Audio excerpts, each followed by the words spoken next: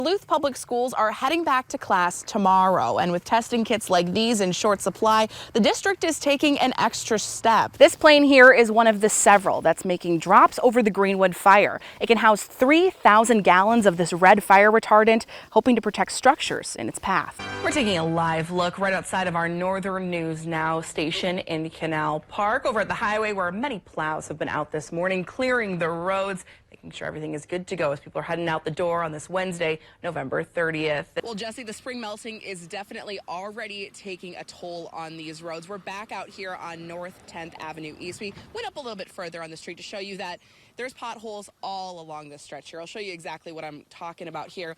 Natalie, I heard you have a very special guest that you're talking to. That's right, Adam. I am here. I'm joined with the Grand Marshal of this year's Apple Fest. We have Marilyn Van Sant. Marilyn, thanks so much for joining us. Now, it was a tragedy for the entire community, but little did the deans know that that tragedy would lead to opportunity just a couple steps away. It's been so long since I feel like we've had a boat arrive during the morning show here, and a nice sunrise. Yep, so beautiful sunrise. We're lucking out today. Got a nice 7-day, got a boat, got a sunrise. What else do you need? What else do you need? That's perfect. In the 10 years of the Ashland Birth Center, more than 300 babies have been welcomed into this world and forever remembered on the walls of this home. Now, fire crews, St. Louis County Rescue Squad, and Coast Guard crews have been out in the water behind me searching for that missing father. This is a catalytic converter. It can be worth hundreds if stolen, but for you to fix and replace it, now that can cost you thousands. Mine's not You're too so bad, much though. farther than me. Mine's not too bad though. Hey, Actually, you could, that now probably would There win the you child's go. contest right See? there. the 'cause child's contest. It's usually a 7 or 8 inch There we peel. go. That's doing Okay. pretty This good. is what I get after I tore it. Yeah, this. The 2022 John Bear Grease Sled Dog Marathon is officially underway. On Sunday morning in Duluth, mushing teams hit the trails, surrounded by fans eager to be back showing their support after a year with no spectators. Among the crowds was an extra special support for two-time Bear Grease champion Ryan Reddington. So I've long admired the sport of sled dog racing. I've admired the sheer athleticism of the dogs and the true grit and the passion of the mushers. And now to actually be a part of it on another level is just amazing. Dr. Heather Hadley is a veterinary surgeon from Mission Animal Hospital in the Twin Cities. She cared for Reddington's dog Wildfire after he was hit by a snowmobile last month, breaking several bones in his leg. We're trying to give him the best chance at getting back to at least using his leg. And then time will tell if he'll be able to get back to racing or not.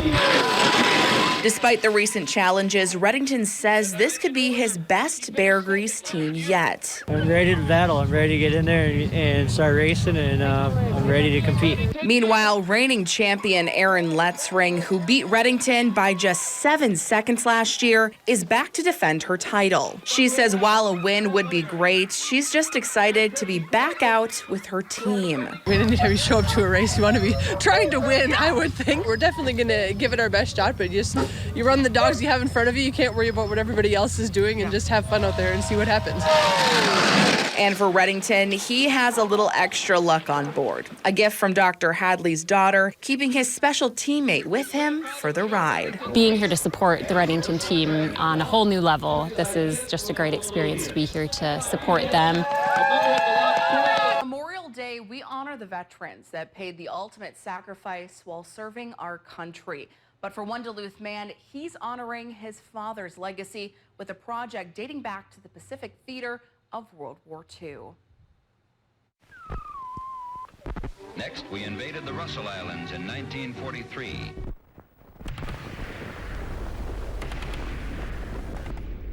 Joe Westerberg has always been a history buff, especially when it comes to World War II. Okay, we gotta find this for Westerberg in LSM 392. Okay, well, where is that now? A passion instilled in him at an early age by his father, Alan, who was a signalman in the U.S. Navy during the war. Growing up, it was always, oh, my grandpa fought in World War II, and I'd raise my hand in class and be like, my dad did. You're kidding. No, he was in the Pacific Theater on LSM 392. At the time of the war, Alan was around 19 years old from the small town of Dassel, Minnesota. He loved exploring and catching insects overseas to send home for his collection. He also sent letters to his family, sharing details and stories of his 2.5 years of service. When Dad said, well, I have all my letters home. You have all your letters home? In total, the Westerberg family saved almost 1,000 of Alan's letters from war, now serving as a first-hand account of history. So some could be 10 pages long, some are a couple pages, some are censored, some aren't. Yeah, it's fascinating to see him go to boot camp, all the adventures he took. Joe found out about his father's letters about 20 years ago. Since then, it's been his mission to transcribe and eventually publish them for his family and for future generations to see how life was during the Second World War. You look up history and it's first-hand accounts. That's where you learn more. My dad wasn't actively involved in any major battles, but to me, he's still a hero. For most of Joe's life, this had been a project he shared alongside his father. But Alan never got the chance to see the book complete before he died in 2019. But he instilled the love of history for me, and it's just, I wish he were around. I'd have a ton of questions. And in 2020, when COVID's quarantine hit, it was the perfect time to get it done. A pair of nylon stockings to every teacher who accepts a contract to teach in their schools. Hey, in 45, that's a big thing. There were just days I was just flying through letters, and I'd yell to my wife, oh my God, Dad's doing this, and it was just kind of a fascinating process, but nothing else to do during COVID, so I just kept plugging away. Joe says even though they were stuck at home, they were living vicariously through his dad's adventures. VJ Day, which is September 2nd, 1945, when they signed the surrender documents in Tokyo Bay. His ship and the rest of the ships in his convoy got to fire off flares and guns and everything, make noise and light the sky up. I have his 3 flares that he shot off. And so I know where they were shot, when they were shot, who shot them, and why they shot them. And after 21 years and countless hours, the book is now ready for publication. Joe hoping it brings others as close to his father as he now feels. But it's just a project that I've loved, and I'm just glad it's nearing the end, but it's a way to honor my dad. That's tradition. Well, Joe says that he's now working on fundraising the money to publish the book. Once it's published, he'll have several copies printed for his family and for local schools to also receive a copy.